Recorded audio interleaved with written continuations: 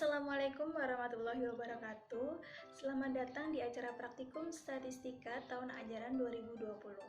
Kali ini kita akan belajar acara yang ketujuh mengenai uji hipotesis rata-rata populasi. Berikut adalah video penjelasan materi kali ini. Silahkan diperhatikan dengan seksama. Baiklah, hari ini kita akan belajar mengenai uji hipotesis rata-rata populasi. Pada acara kali ini, kita ada 4 bagian. Yang pertama adalah pengertian, yang kedua adalah rumus yang akan digunakan pada praktikum kali ini, yang ketiga adalah contoh soal, dan yang keempat adalah post-test. Nah, yang pertama adalah pengertian. Apa itu pengertian dari uji hipotesis rata-rata populasi? Uji hipotesis rata-rata populasi merupakan penerapan dari uji hipotesis komparatif di mana perlu membandingkan dua nilai. Pada acara sebelumnya, kalian sudah diberikan materi mengenai pengertian dan jenis-jenis dari uji hipotesis. Untuk penerapan uji hipotesis komparatif, kalian akan pelajari di materi kali ini. Tujuan dari uji hipotesis rata-rata populasi adalah untuk mencari tahu apakah pernyataan itu benar atau tidak melalui pendekatan matematis. Sebagai contohnya adalah dalam sebuah kemasan produk benih kedelai jawara, tertera daya kecambah atau vigor tanaman sebesar 95%. Nah, dari pernyataan di atas, kita akan uji nih apakah benar daya kecambah sebesar 95% atau kurang atau bahkan lebih. Yang perlu dibandingkan dalam uji hipotesis adalah membandingkan nilai Z tabel dengan Z hitung. Tapi bisa juga dengan nilai T tabel dengan T hitung. Langkah-langkah dalam uji hipotesis, yang pertama, menentukan hipotesis itu sendiri. Kita harus mengetahui H0-nya berapa dan H1-nya berapa. Untuk H0 itu sama dengan 95%, dan H1-nya tidak sama dengan 95%. Jadi H1 bisa saja lebih dari 95% atau kurang dari 95%. Yang kedua adalah mencari Z tabel atau T tabel dan Z hitung atau T hitung dengan rumus di samping. Nah, Z hitung dan T hitung rumusnya sama, namun aku bedain biar kalian mudah untuk memahaminya. Nah, rumusnya yaitu X bar min mu 0 per tau per akar N.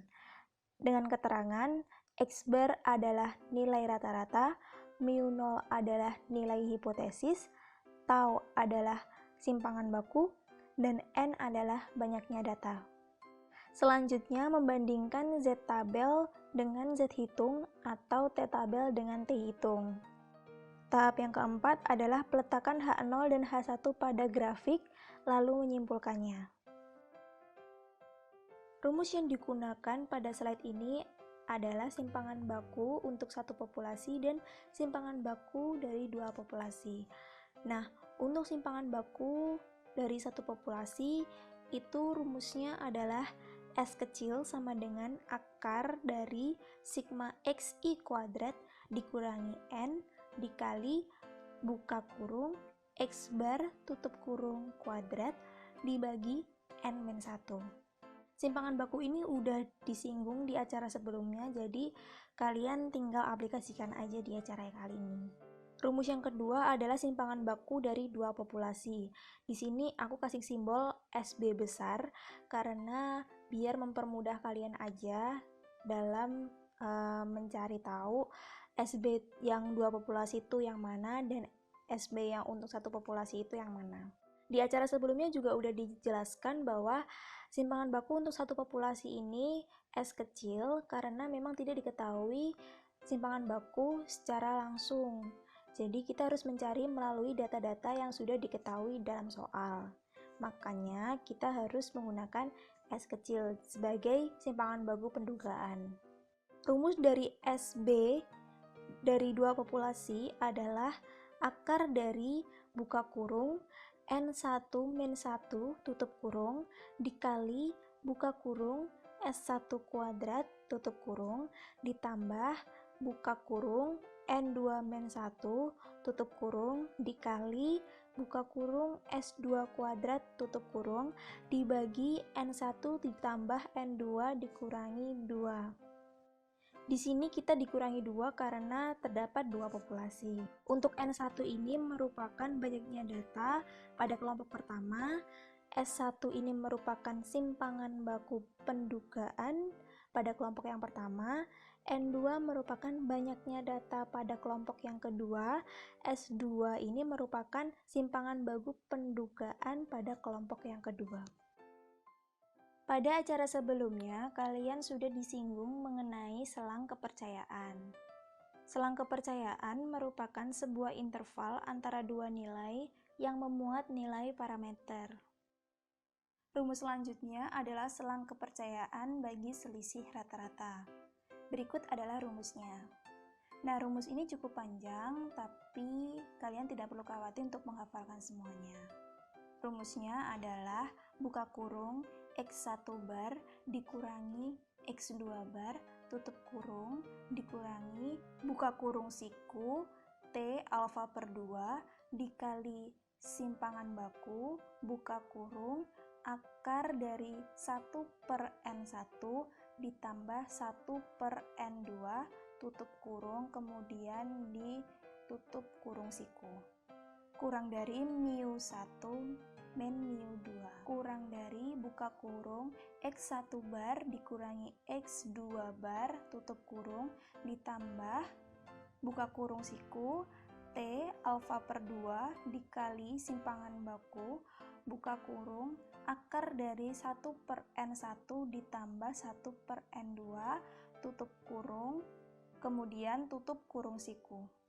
Perlu kalian ketahui bahwa rumus yang di depan dan yang di belakang itu sama, hanya saja yang membedakan adalah tanda minus dan tanda plus, di mana tanda minus berada di rumus yang depan dan tanda minus berada di rumus yang belakang, tepatnya di setelah X1 bar dikurangi X2 bar. Untuk keterangannya, X bar sama dengan nilai rata-rata, SB sama dengan simpangan baku, T alfa per 2 sama dengan nilai tabel T, mu 0 sama dengan nilai hipotesis, dan N sama dengan banyaknya data. Untuk nilai tabel T, aku tidak akan menjelaskan lagi karena sudah dijelaskan di acara sebelumnya, silahkan dipelajari untuk pembacaan tabel T. Untuk simpangan bakunya, ini menggunakan simpangan baku dari dua populasi, seperti yang udah aku tunjuk pada pojok kiri bawah. Catatan keras untuk kalian, kotak merah yang aku kasih dalam rumus itu tidak perlu diubah atau tetap. Kemudian kita akan belajar mengenai peletakan H0 dan H1. Apabila diketahui H0 sama dengan 95% dan H1 lebih dari 95% dengan nilai Z tabel sama dengan 1,645 dan nilai Z hitung sama dengan 2, maka peletakan H0 dan H1 seperti gambar di samping. Garis tengah grafik merupakan asumsi nilai Z tabel. Fungsi garis tengah tersebut untuk mempermudah kita dalam menentukan peletakan H0 dan H1 pada grafik. H1 berada di sebelah kanan, sedangkan H0 berada di sebelah kiri. Pasti kalian bingung bagaimana bisa peletakan H1 berada di sebelah kanan dan H0 berada di sebelah kiri. Jadi, kenapa kok H1 berada di sebelah kanan? Karena hipotesis H1 lebih dari 95%. Nah, bisa 96%, bisa 97%, bisa 98%, bahkan bisa sampai 100%. Sehingga kita tepatkan pada sebelah kanan grafik. Nah, untuk H0 ini sama dengan 95% saja, tidak kurang dan tidak lebih. Jadi, H0 sama dengan 95%. Sehingga ditempatkan di sebelah kiri grafik. Seperti itu. Selanjutnya, maka posisi Z hitung berada di sebelah kanan grafik. Bagaimana bisa? Iya, karena nilai Z hitung sama dengan 2, sedangkan nilai Z tabel sama dengan 1,645 sehingga Z hitung berada di sebelah kanan Z tabel. Kesimpulannya, H0 ditolak dan H1 diterima. Di sini kita kesepakatan bahwa hipotesis H0 maupun H1 yang diterima nantinya kita akan gunakan arsiran pada grafik. Nah, pada slide ini Z hitung kan berada di sebelah kanan grafik, berarti H1-nya diterima. Otomatis H1-nya kita arsir. Fungsinya arsiran ini untuk mempermudah kita di mana sih peletakan Z hitung dan hipotesis mana yang akan diterima, seperti itu. Akhirnya kita mendapatkan rata-ratanya lebih dari 95%. Selanjutnya kita lanjut ke contoh soal biar kita makin paham dengan teori yang sudah kita pelajari sebelumnya. Contoh soal yang pertama adalah nomor 1 di modul. Diketahui X bar sama dengan 50 kg, simpangan baku sama dengan 6 kg, N sama dengan 35, H0 sama dengan μ0 sama dengan 45 kg, H1 lebih dari 45 kg, dan taraf signifikan atau alfa sama dengan 5%. Yang pertama, kita harus mengetahui hipotesisnya terlebih dahulu. Kita sudah mengetahui H0 atau hipotesis awal sama dengan 45, H1 lebih dari 45 kg. Selanjutnya kita mencari Z tabel dan Z hitungnya. Mengapa kita menggunakan Z tabel? Karena nilai simpangan bakunya sudah langsung diketahui di soal tersebut, dan banyaknya data adalah 35 atau lebih dari 30. Selanjutnya mencari taraf kepercayaannya dahulu. Caranya adalah 100% dikurangi taraf signifikan, atau 100% dikurangi 5% sama dengan 95%. Nilai peluang dari Z sama dengan 95% sama dengan 0,9500. Maka nilai Z sama dengan 1,645. Bagi kalian yang belum memahami caranya membaca tabel Z, silahkan membuka materi sebelumnya karena sudah dijelaskan sedetail mungkin. Selanjutnya, memasukkan ke dalam rumus Z hitung, yaitu X bar min μ0 dibagi tau per akar N, sama dengan 50 dikurangi 45 dibagi 6 per akar 35, sama dengan 5 dibagi 1,01, sama dengan 4,95. Selanjutnya, kita akan bikin grafik sekaligus meletakkan di mana posisi H0 dan H1. Pada grafik di samping, sudah tertera H1 berada di sebelah kanan dan H0 berada di sebelah kiri. Karena nilai Z hitung lebih besar dari nilai Z tabel, maka posisi Z hitung berada di sebelah kanan grafik. Sehingga H0 ditolak dan H1 diterima. Untuk hipotesis yang diterima, silakan diarsir di bagian grafik yang diterima. Kesimpulannya, didapatkan rata-rata berat badan lebih dari 45 kg. Selanjutnya, langkah-langkah mengerjakan soal nomor 2 di modul. Yang pertama yaitu carilah rata-rata setiap kelas menggunakan rumus Mean. Di acara 1 kalian sudah dijelaskan bagaimana cara mencari Mean dalam suatu data. Nah, di soal kalian kan sudah diketahui datanya data tunggal, sehingga kalian tinggal mencari rumus Mean dengan data tunggal. Selanjutnya, carilah simpangan baku masing-masing kelas menggunakan rumus yang pertama, yaitu rumus yang seperti aku tunjuk di slide ini. Kemudian setelah itu, isi tabel dengan teliti supaya kalian mudah mengerjakan soal berikutnya. Untuk poin selanjutnya, kerjakan sesuai contoh soal nomor pertama. Sertakan grafik dan juga jangan lupa untuk disimpulkan. Nah, untuk slide kali ini cukup rumit, tapi aku berharap kalian semua dapat mengerti dengan penjelasan kali ini. Langkah mengerjakan soal nomor 2F, itu yang pertama, mencari simpangan baku menggunakan rumus yang kedua, yaitu rumus simpangan baku dari dua populasi. Kenapa dari dua populasi? Karena di soal kalian itu ada dua populasi, sehingga kita harus menggunakan rumus simpangan baku dari dua populasi.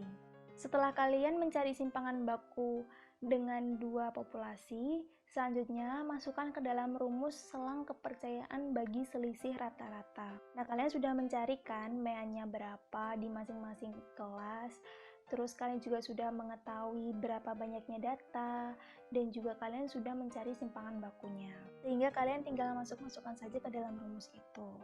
Ingat ya, untuk T alfa per 2 itu merupakan nilai tabel T, bukan yang lain. Silakan dibaca kembali materi mengenai tabel T. Nah, untuk slide selanjutnya ini merupakan contoh hasil akhir persamaan selang kepercayaan selisih rata-rata. Nah, di sini aku mau ngasih tahu kalian, mau spoilerin kalian, rumus awalnya itu serumit ini, sehingga nanti akan diperoleh rumus akhir seperti ini. Nah, mudah bukan? Sangat simple sekali. Nah, mungkin kalian ada yang bertanya nih, Kak, boleh nggak sih yang sebelah kanan itu nilainya negatif, sebelah kiri nilainya juga negatif? Wah, itu sangat boleh banget. Itu tergantung dengan konteks soal yang akan disajikan pada nanti. Untuk hasilnya, mau negatif semua atau positif semua atau berbeda tanda pun tidak masalah. Selama kalian paham dan kalian mengerti bagaimana cara mengerjakan di rumus selang kepercayaan selisih rata-ratanya. Terima kasih telah menonton video ini dari awal hingga akhir. Semoga ilmunya bermanfaat dan dapat membantu kalian semuanya. Apabila ada yang perlu ditanyakan, silahkan bertanya kepada asisten kelas masing-masing. Jangan lupa untuk selalu belajar, sabar, dan teliti dalam menghitung. Thanks for your attention and see you on the next chapter. Sekian penjelasan